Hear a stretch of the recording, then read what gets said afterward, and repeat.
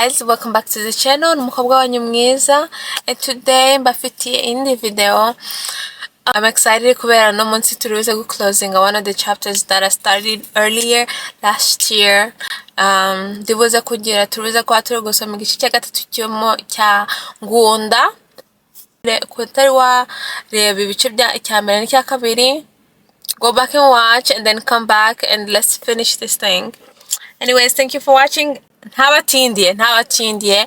As always, let's get into it. Ngunda igice cya gatatu. Ngunda ageze muhira asanga umukobwa wa Gacumu yabyaye. Nuko Ngunda atera kwa Gacumu kwaka ibihembo. Aragenda abwira Gacumu ati umukobwa wawe yabyaye ni mu mpembe. Maze yungama ati ndabona yagirwa na biriya bigega byombi. Ibyo bigega bikaba binini cyane. Barabimuha bagira ngo ntari bubashe kubitwara. Agira kimwe arakikorera, ikindi aragihagatira. Icyo hagatiye abaye agikiranuka mu rembo atangira kugihekenya. Agifatana umukungi, agihekenya ngoma yose, agihekenya impinga ya Nyarubuka, azana mu gitare, agifatana Murambi, agihekenya, agisingirana ikangoma yo kwa Mpama Rugamba, agikubitana mu gakoni kwa Nshoza Mihigo, agihekenya, azanyamagana yose agihekenya, aterera impinga ya Muyange, ageze ku Kinyogoto udukenyeri aratujugunya. Ngunda yadukira ikigega yari yikoreye, aramunga ku munganuye. Yari yikoreye aramunga, bura nabyo no guhekenya cyangwa se kurya. Icyo ngicyo akirya umwanya muto kuko imisaya yari imaze kumenyera. Maze agikura ku mutwe, agitwara mu ntoki, agitangirira mu bihana kwa Mugunguje, akinyurana mu ngorangari agihekenya, akirengana Sazange, asingira Kinkanga Buhimba, ayisiga mu kuboko kw'ibumoso. Igihe ageze mu Gikirambwa kwa Nyiracunda, ajugunya ubujunde bw'udukenyeri munsi y'inzira. Ariko inyota ntiyareka agera iwe. Umusozi arawucuba, asanga umushumba adahirira inka ze, amusaba amazi yo kunywa. Umushumba ayamuha mu gicuba cyuzuye.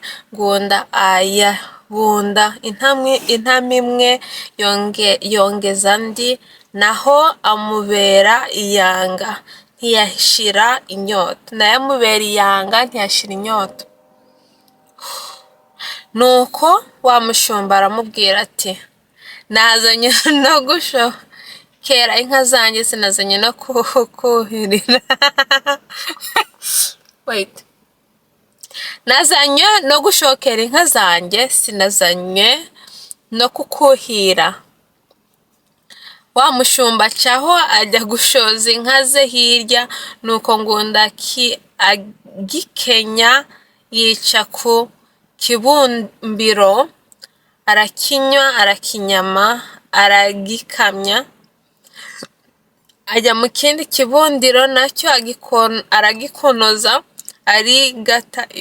arigata ibyondo byo mu soko.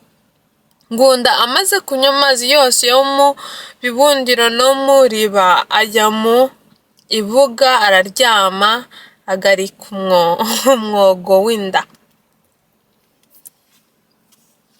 Umushumba amanukana inka ze, aroye mu kibundiro asanga humye kera, nuko inka ze zirarumanga. Wa mushumba akebuka Ngunda haruguru ye, aravuga ati dore ruriya rudigi henga nze turugabane. Okay, dore ruriya rudigi henga nze turugabane. Arakunyarukira amukoze agacumu mu ibondo, bya bizi yanyoye na bya bishaka yatemaguye birahomboka, byose biva mu nda ya Ngunda bimanuka ku musozi, biwucamo ibikuku cyangwa ibikunku. Nuko icyo gihangange gipfa cyishwe n'inda nini. Kuri ubu Ngunda abafite abana benshi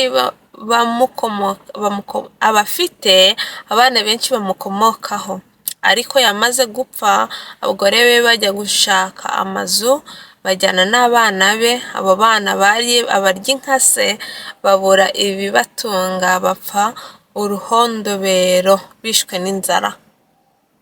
Inda nini yishe nyirayo. The end. That's it.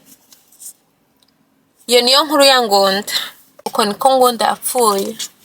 Uko niko n'abaturutse kuri Ngunda bapfuye, bishwe n'inda zabo. Thank you so much for watching as always. Don't forget to comment, subscribe, and I will see you in the next video. Thank you so much. Bye. Bye.